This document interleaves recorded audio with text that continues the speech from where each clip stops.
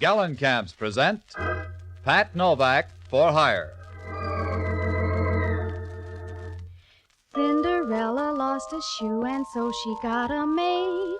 The modern miss has learned from this. In Gallon Camp she'll raid. More miles to a Gallon Camp. Yes, Gallon Camps, the family shoe stores with the yellow fronts, the largest shoe chain in the West, with stores from Canada to Mexico to serve the West. GALLENKAMPS, Gallon Camps present Pat Novak for Hire.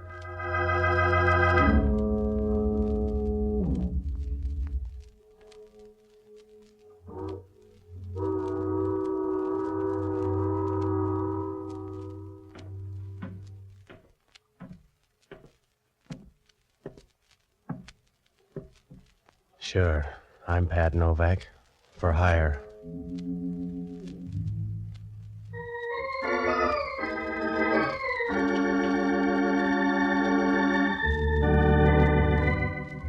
That's what the sign out in front of my office says, Pat Novak, for hire. Down on the waterfront in San Francisco, you don't get prizes for being subtle. If you want to make a living down here, you got to get your hand in the till any way you can.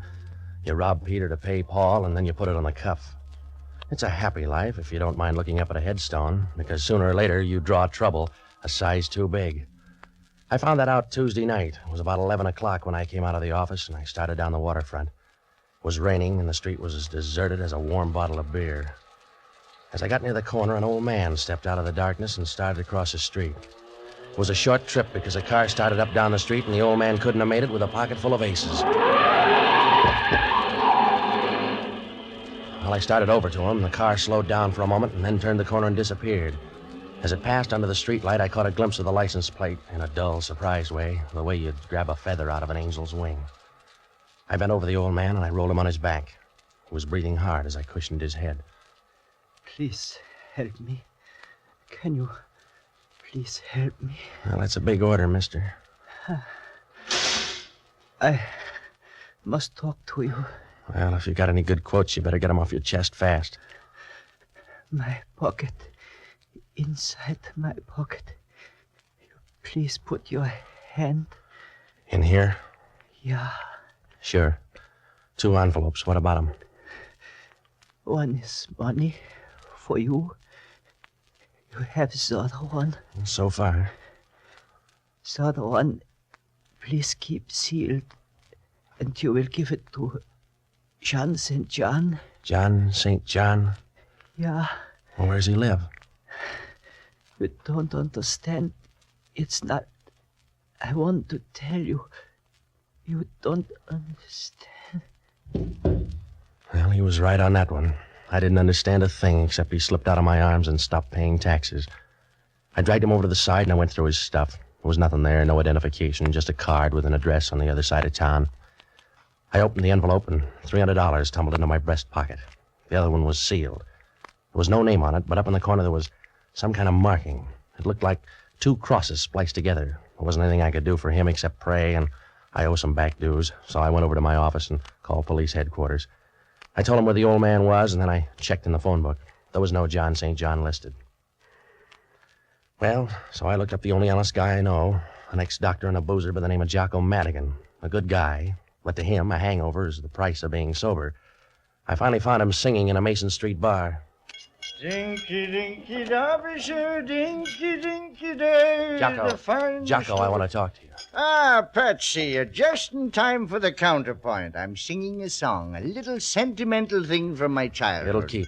I got a problem, Jocko. You'll always have a problem, Patsy, because you can't keep out of trouble. You know that, don't you? You have no self-control. Yeah, all right, Jocko. You have no more self-control than a bucket of mercury dumped in a marble staircase. All right, Jocko, check the bright talk. I just saw a guy get killed. You're like some violent disorder in nature, some large but unprofitable storm. You Yeah. keep whirling in circles, Patsy. And if you ever go more than 10 feet in one direction, it's because some woman is 9 feet away. Then Yeah. it begins all over again. Are you all through? Yes, get to the point. That's another of your troubles. You never get to the point. Some old guy was killed down on the Embarcadero. He checked out 50 feet away from me. Who killed him? I don't know. And why do you care? Professional jealousy? Some car came out of nowhere and clipped him. You're sure it wasn't an accident? Yeah, just like the fall of France. Will you stop needling me, Jocko? I told you the guy got killed. He was murdered right in front of me. I gotta find a guy called John St. John. How, St. John? John St. John. I don't feel like vaudeville tonight, Jocko. The old man gave me $300 to deliver a letter. I made him a promise. Well, you can break it now with only the slightest risk. I got the license number of the car. I want you to hop down and look it up. Then check at headquarters to see if the guy's got a record. I don't like policemen. They depress me. Check it. I gotta go out here to this address. Here. Uh-huh. Well, what kind of neighborhood is it? Well, it's not exactly a neighborhood. It's more like an architectural afterthought, a lingering defense against the early California bear. All right. No speeches. Just check on that license plate. Now, if I'm not at my place, try this address here. Yes, that's always very interesting at this time of night. Goodbye, lover.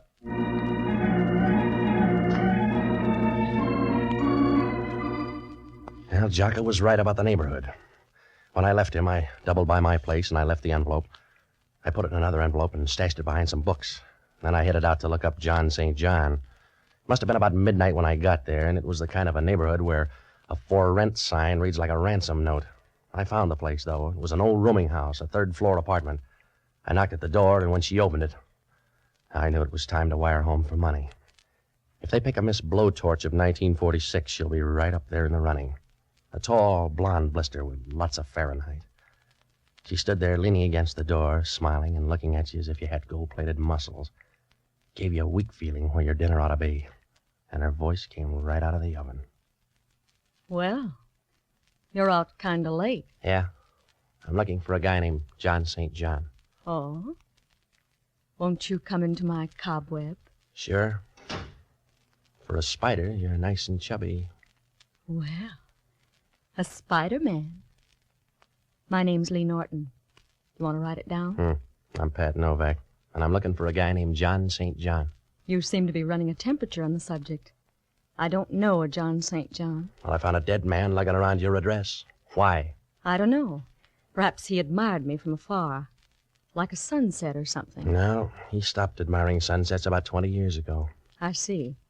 What are you, the avenging angel? He gave me a sealed envelope. And you were supposed to give it to a man named John St. John. That's right. He gave me $300 to ease the pain. Yeah, I figured that. You don't look like the charitable type. He was a nice old guy, so I'm going to find his boy. Perhaps I could help you. You got a clear, fast track. Let's see you go. I told you I don't know John St. John, but I'll do this much. Yeah, I know. You're going to be big-hearted and offer to take that letter just in case you ever meet someone named John St. John. Huh? How did you pay the rent this month? Keep the kettle on. I'll only be a moment. Hello, Lee. If we're early, just give us a magazine. No. Come on in.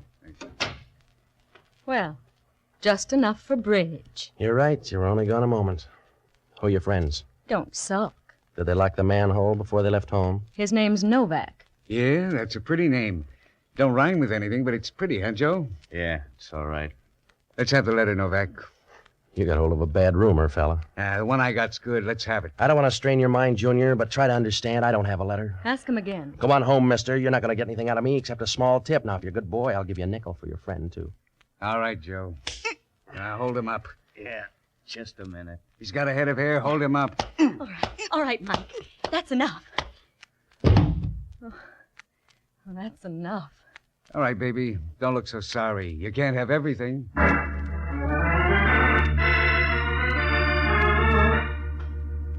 We'll be back to Pat Novak in just a moment. Have you ever worn uncomfortable shoes? Perhaps the size was wrong or the shoe was the wrong shape for your foot.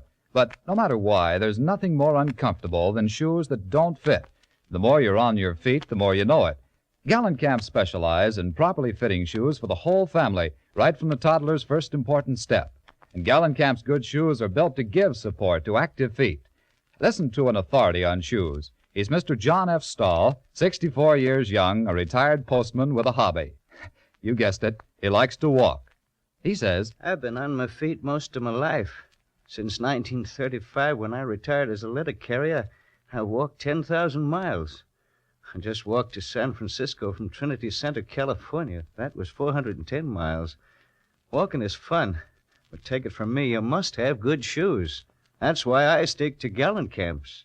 Gallenkamps are good shoes. and there you have it from a man who knows. Gallenkamps are good shoes. That's why Gallenkamps are the West's favorite shoes, and Gallenkamp's tremendous volume makes possible Gallenkamp's reasonable prices.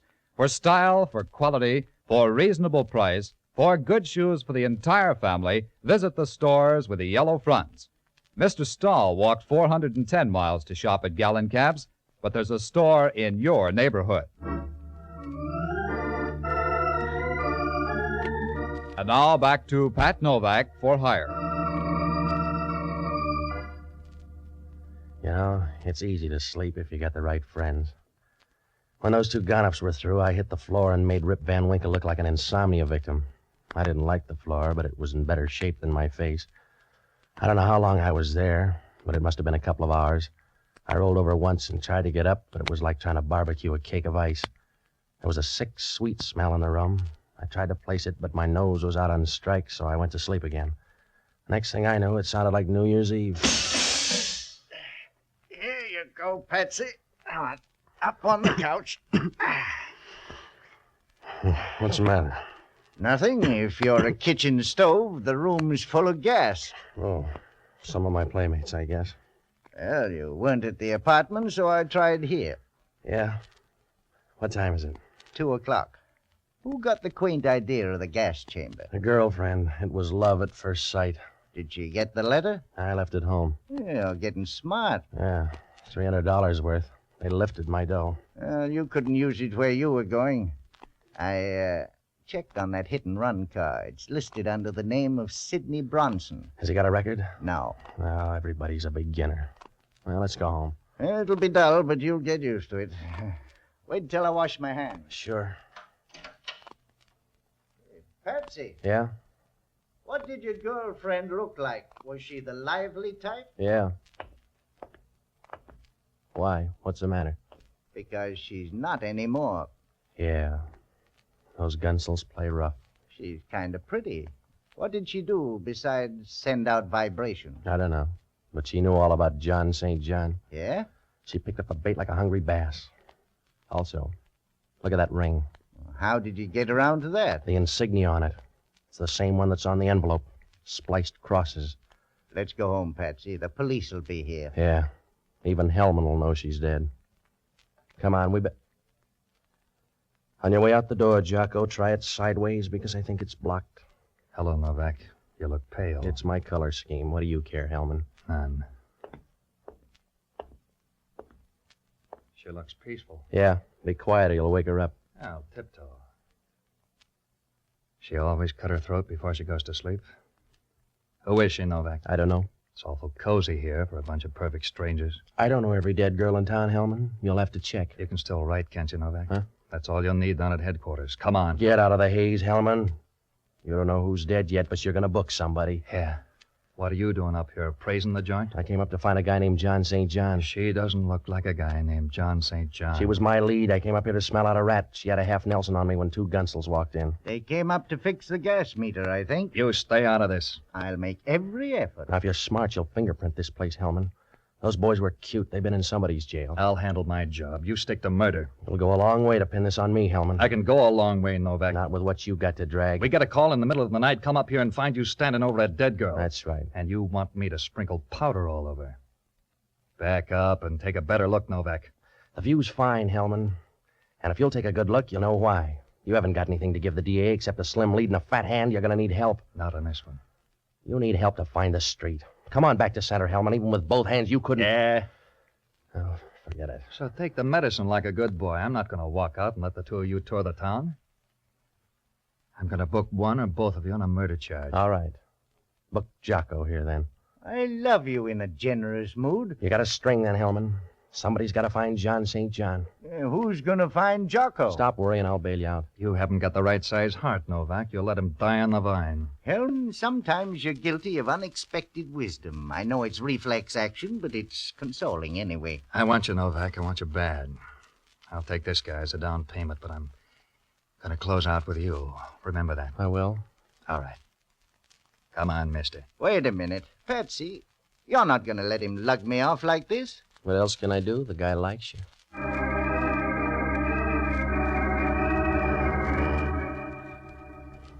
No, it was a bum curve to throw Jocko, but somebody had to dig us out of a hole, and Jocko wasn't the boy. You can't shovel dirt with a bar rag. I had no idea where to start. There were 2 murders, and they were both tied up with John St. John. He didn't look like a good guy to know. There was that insignia, too, the one on the letter, and the girl's ring. Oh, sure, it could be coincidence, but that's what they said about Bluebeard. The only thing I could do was open that letter, so I went back to the apartment. I didn't have to turn on the light. They were running in pairs tonight. She was sitting there on the couch, proud of a pair of long silk legs and smiling like a guy who knows he's got $1 million in the bank. She was blonde, too. A little more lemon juice, maybe, but blonde anyway.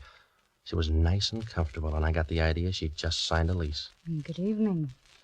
How do you do? Not very well so far. A sly remark, Mr. Novak? No, I'm just bringing you up to date.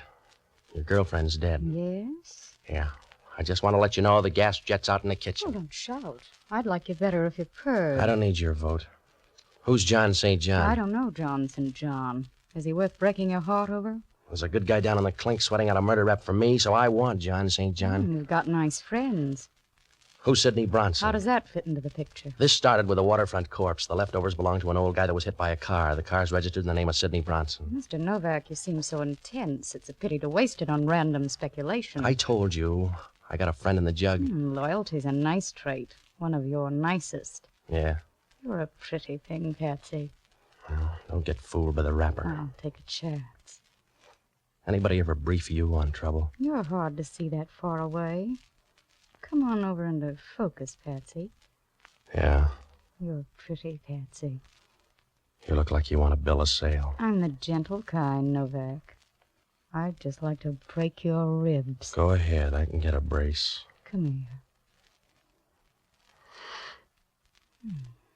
Mr. Novak, I'll bet you do a swell rumba. Yeah? What's on your mind? What you're going to say when you find out about this gun. Huh? That's right, sweetheart. My finger isn't hollow. Back up and take a look at the gun. Oh. You got to that purse, huh? That's right. Well, you've ruined my confidence. And I'll give you a testimonial. In the meantime, I want the letter. You go after everything the same way. I want the letter. Well, it's in the desk. Come on. Right here in the top drawer. Oh, let go. Stay away from me. I'm already here, lady. Come on, all right. Drop the gun, sis. Drop it. Well, you can let go of my arms now. Well, that's your version. Let go of me. Let go of me. What was that for? A little something on the house. Now beat it. Well, you've ruined my confidence. You're lucky. Go on home. You won't change your mind about that letter? No. Suit yourself. I'll be going. Oh, Patsy. Yeah? I can't help you on John St. John, but I wouldn't worry about that fella, Sidney Bronson. Huh? Why? Because I'm Sidney Bronson. See you soon.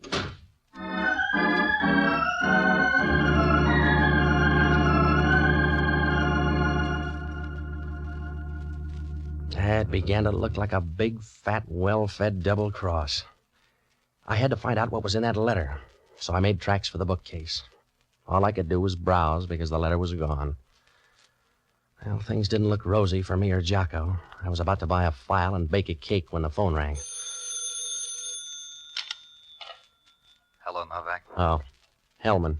The coroner got a report on that dead girl. She died at 12:30. Well, that's pretty close. What's he got, a stopwatch? 15 minutes either way. Those fingerprints panned out, too. Yeah? A couple of L.A. strong-arm men. Well, that's new for L.A. You got a call out? We already picked them up. Your favorite's named Welcome Dangliers. I could make a joke. I already got one. They're set up with a perfect alibi for 12:30. That means I killed the girl. Nobody's arguing. I got some more news. Yeah? I'm out at the Seal Rocks. Well, you got the figure for it. We just found an envelope floating around the water. It's one of yours.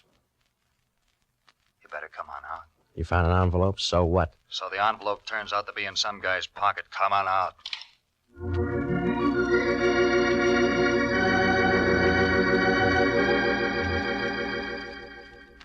Well, that only meant one thing. Whoever took the envelope out of my place got popular. It was getting late, so I grabbed a cab and rode out to the beach. When I got there, Hellman was standing down in the water. He had Jocko with him. The surf was rolling in, and Jocko wasn't much better.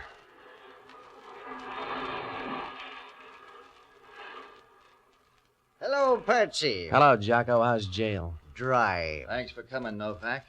You're sweet. Where's the envelope? Here. Mm-hmm. Yeah, it's the same one. That makes you look good. There was a letter in here. Did you take that with the guy's money, Hellman? You got all there is. This guy on the beach is the third one. It's my opinion the case will solve itself. We're running out of people. Who is the guy? His name's Walter Avery. Here's his stuff. Yeah, what's left? Well, this spliced cross really gets around. Eh? Keeps bobbing up. Here it is on this guy's fountain pen. I'm going to run this guy through the morgue, and then I'm going to look you up, Novak. Yeah? Sure. We want you down with us. That's right. I'll introduce you to all the best people. Good night, lover.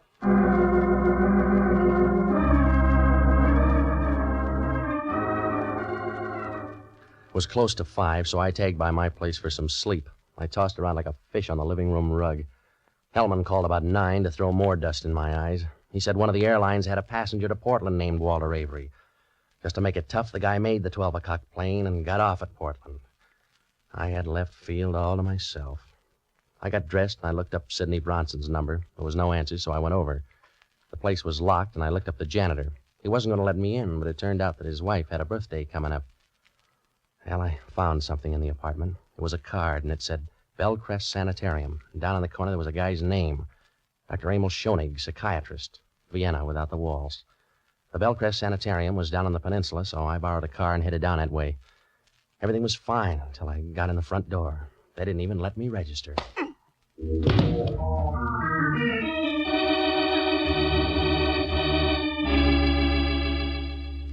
I woke up on a couch in Schoenig's office. It was dark outside, and my left arm was throbbing like a love story in a woman's magazine. The radiator sitting beside me was Sidney. You're a deep sleeper. I think I got some help. What happened to my arm? Hypodermic. You only need one arm anyway. In your case, I need a spare. Who did it? Dr. Schoenig. Oh, he's a darling boy. Where is he? Out on the phone trying to figure out what to do with you? What's that make me, a patient? That's one way of putting it. You made things easy. We were coming to you for the letter. You want to try that over again? We were on our way when you stumbled in. You're wrong, Sid. Somebody's given you a fast pitch. That letter was gone when you were up at my place. I don't want a bum rib, Patsy. I want that letter. You're trailing the field angel. I told you. The letter's gone. A guy by the name of Walter Avery took it out of my place. Walter Avery? That's right, and somebody thanked him. They found him this morning making like a dead seal. Walter Avery left for Portland last night. A plant, sweetheart. You better read up on your friends. Yeah. Thanks, Patsy. I told you to watch him, Sid. You had more shots. What's the difference? Oh, none, I suppose. Why don't you mix us a drink while I talk to Mr. Novak? I'll be right with you. Well, Mr. Novak, you're one of my best patients. Well, that's because I like your needles. You better go easy on that drink. Yes? Why? Well, you'll get drunk and run somebody down the way you did that guy on the waterfront. Oh? A good guess. You should be proud. That's a good, sensible, final emotion. Here's your drink, Emma. Thank you, my dear. As to you, Mr. Novak. Sorry, there's no drink for you, Mr. Novak. He probably will be. Huh? Forget it. Emma, I talked to Mr. Novak before you came in. He thinks you're a heel. He does. And so do I. I can stand it. He told me about Walter Avery. I'm sorry about that. Walter got that letter. You killed him and took it. I was supposed to blunder around till you got rid of me, too. That's a bum choke, Emil. You're getting hysterical. With laughter, Emil. You put one of your boys on the plane. Only Novak aired the wash too fast. Suppose I did. Somebody ought to bring you up to date, Sidney. You've been hanging on too long. The free ride's over. I might as well tell you now you're all through. I carried the whole bunch along, and and I'm all through. Steady, Emil. What's the matter with me? What's the matter with me, Sid? Give him a hand, Novak. He just had a bad drink. You wouldn't do that, Sid. I'm full of surprises. You got a stomach full of poison. You got a stomach full of poison in 15 seconds, Emil. Put down that gun, Emil. I want you to, Sid. Please, Emil, put down the gun. I'm a selfish fellow.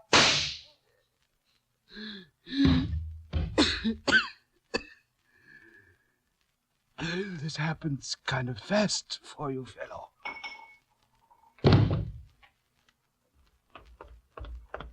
Lots of noise, huh, Patsy? Yeah.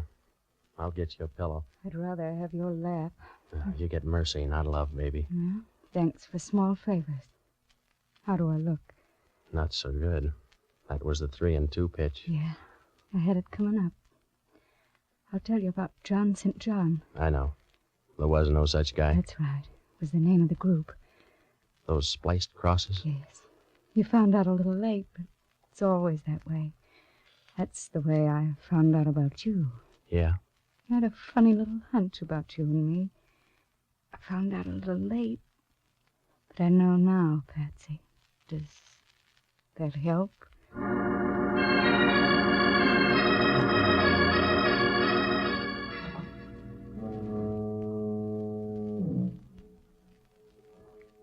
Well, John St. John was the name of an organization buying and selling government information. That old man tried to tell me, but he checked out too fast. I began to figure something like that when those spliced crosses started showing up. Schoenig killed the old man in Sidney's car. He couldn't stop because I was around. The 2 girls and Walter Avery were both in on the deal. Schoenig knew who I was when he saw me go into my office. He trailed me to my place and left Avery there to look for the letter. He killed that girl up in the rooming house, and then he found out she didn't have the letter.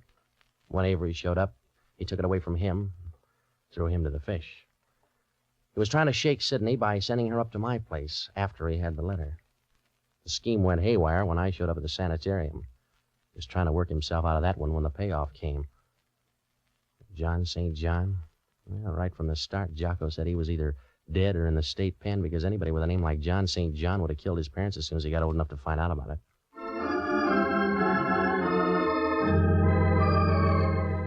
We'll return in a moment to find out what bothered Inspector Hellman. But now it's Cinderella time. Cinderella lost a shoe and so she got a maid. The modern miss has learned from this. In Gallencamp she'll rate. A pretty face, a graceful figure, lovely shoes. That's a combination that no man can resist. What a delightful feeling to know that from the top of your head to the tip of your toes, you are the picture of glamorous perfection. Here's what Marilyn Buford, Miss America 1946, says. Probably the most fun of being chosen Miss America is modeling the gorgeous clothes. What girl wouldn't be thrilled to select costume after costume from a collection of America's leading designers? And after seeing the importance they attach to the right shoes for every costume, I'm glad I learned about Gallencamps years ago. Yes, Marilyn, there's magic in a pair of shoes, as every woman knows. And having the right shoes is no longer a luxury thanks to Gallencamps, the home of lovely shoes at, reasonable prices. And that's why Miss America's favorite store is the favorite store of America's misses. Cinderella lost a shoe and so she got a maid. The modern miss has learned from this. In Gallencamp she'll rate. And now back to Pat Novak.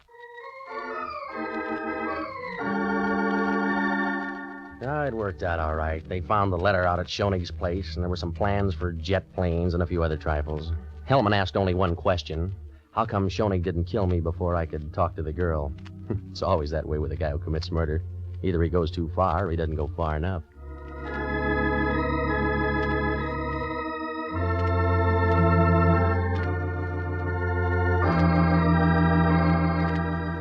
Be sure to join us next Sunday evening and every Sunday, same time, same station, for radio's newest show, Pat Novak for Hire. And don't forget the store with the yellow front is the Gallencamp Shoe Store. Gallencamp shoes are good shoes. There's something about them you'll like.